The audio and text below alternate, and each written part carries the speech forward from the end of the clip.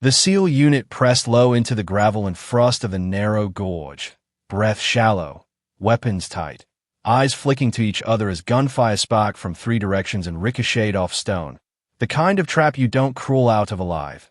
No way back, no air cover, no working radio, and no time to rethink mistakes. And just as one SEAL turned to say goodbye with his eyes, a single shot cracked from a ridge marked unreachable on every recon map they trusted, and the enemy sniper above them folded like cloth, dead before gravity claimed the body. Then another dropped, then 3 more in rapid succession, and every head turned toward the impossible high ground as whispers crawled out through the gunfire. "Is someone up there?" And Commander Holt, steady behind a rock, eyes glued to the failing signal on his scope, replied with a breathless calm that only the seasoned carry. "She's here." Because no name was needed when you spoke of the mountain's ghost, the phantom tech girl. No one noticed until it was too late.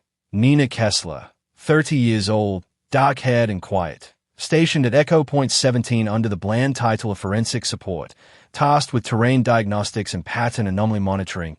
Nothing dangerous, nothing loud. Just a quiet corner desk, a cracked laptop, and a reputation for showing up exactly when things fell apart and vanishing before the dust cleared, always in the background, always unnoticed, nicknamed Ghost Tech by SEALs who thought they were joking, not realizing she'd memoized their movement patterns, their supply rotations, the wind timings between their tents. And while they laughed and played cards in the briefing lounge, she walked the perimeter for exactly 23 minutes every day. Not one more, not one less.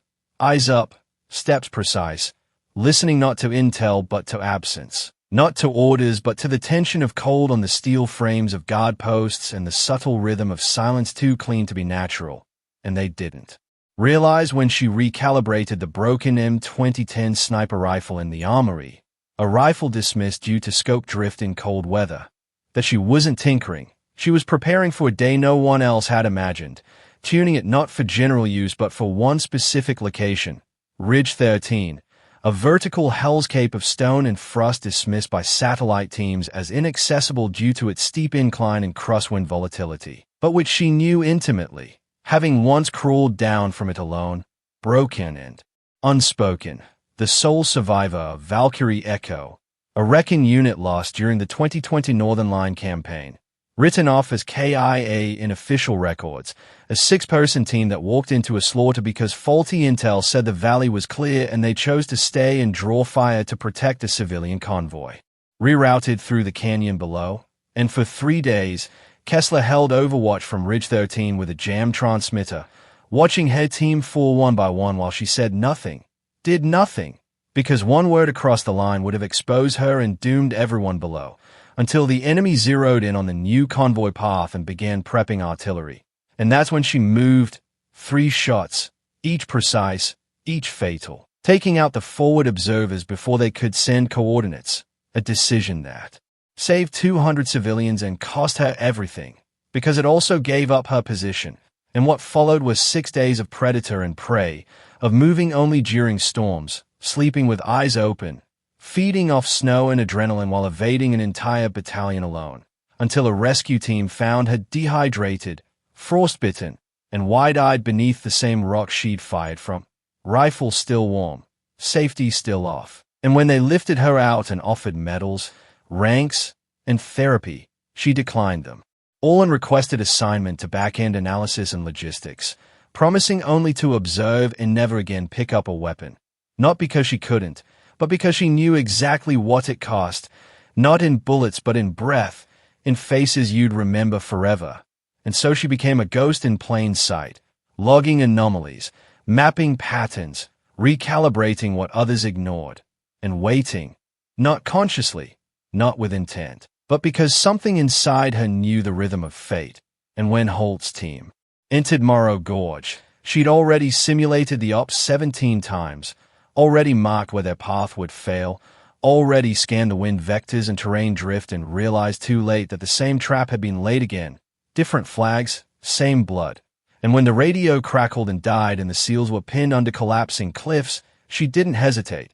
She rose from her station, pulled the M2010 from its rack, bypassed the logs, and walked into the snow without explanation, climbing fast and clean like someone revisiting the grave of a life they hadn't finished living.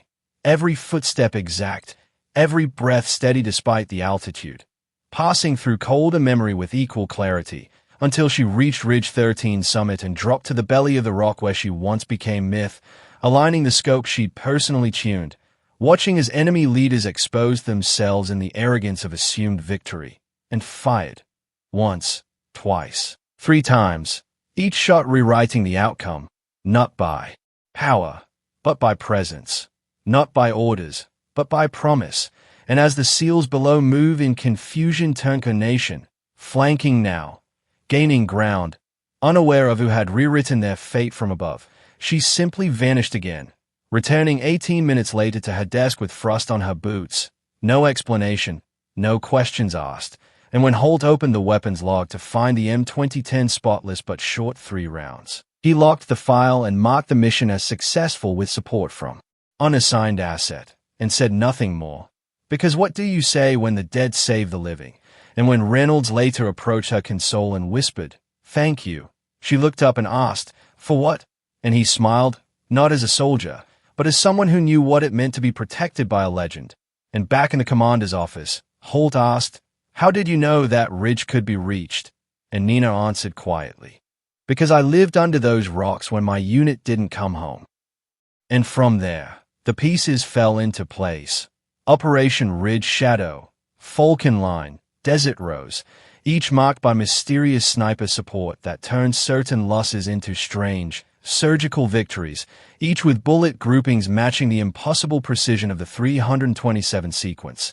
And though the official records listed her as forensic support, Holt knew better and asked her to teach, not shooting, but presence, patience, preparation.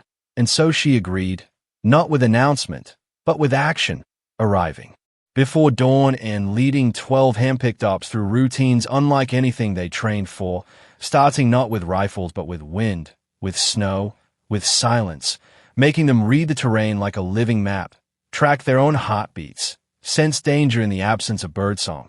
And when one asked, "What's the most important part of a shot?" she said, "Understanding when not to take it."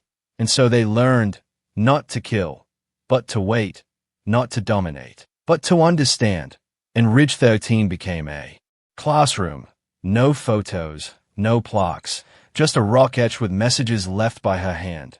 Patience defeats panic. Invisible beats invincible. If you're surrounded, look up quietly. And then, one day, she was gone again. No farewell, no footprint, no debrief, just a clean desk, a well-oiled rifle, and a notebook with a single line. "I don't leave traces. I leave vision."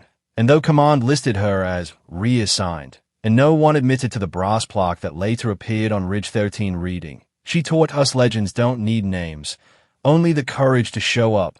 Her impact rippled far past doctrine, past uniforms, past politics, as teams from units that officially didn't exist came seeking the lessons only she could have left. Whispering of a woman who could feel wind like memory and fire bullets like promises, and whether she still walked the ridges or whether others carried her light forward didn't matter, because her story, rooted in silence, refined by pain, and reborn through purpose, lived not in medals or salutes, but in the shift of breath before a shot, in the pause before panic, in the faith that somewhere above, when all seems lost, a single figure kneels behind the stone and watches the valley with eyes sharp enough to see not just danger, but destiny.